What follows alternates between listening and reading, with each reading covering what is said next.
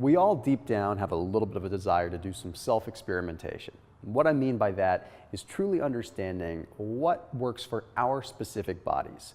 I'm DeLauer with Keto-Mojo, and today I want to talk about something that I call bio-individuality. All that means is that we all respond to things in a different way.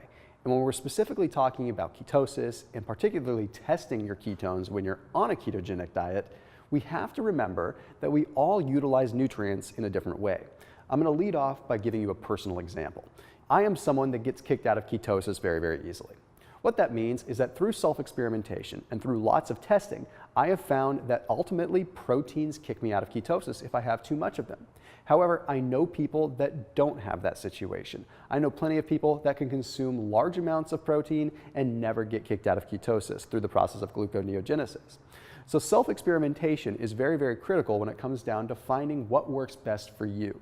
You might find through the course of testing multiple times throughout the day that certain foods affect your ketone levels more than others. You might also find that certain kinds of exercise affect your ketone levels more than others. And by understanding your bio-individuality, you can start cherry picking the foods that are going to be most effective for you and get you the best results. But it's also going to help ketosis become a lot more of a sustainable lifestyle for you. Because quite frankly, it can get very, very frustrating when you're getting kicked out of ketosis and you're not sure why. So if you start testing and you find out that perhaps a chicken breast kicks you out of ketosis, maybe try reducing the amount of chicken that you're eating and seeing what happens. This way, over time, over a period of weeks and months, through accurate testing, you can truly know if a food is a go or a no-go. And when it comes down to exercise, a lot of people find that low-intensity cardio doesn't kick them out of ketosis, but doing high-intensity exercises like weight training or high-intensity interval training does sometimes kick them out of ketosis. But again, by testing multiple times throughout the day, you can see if it's a temporary response or if it's something that is affecting your fatty acid utilization more throughout the day than you would think.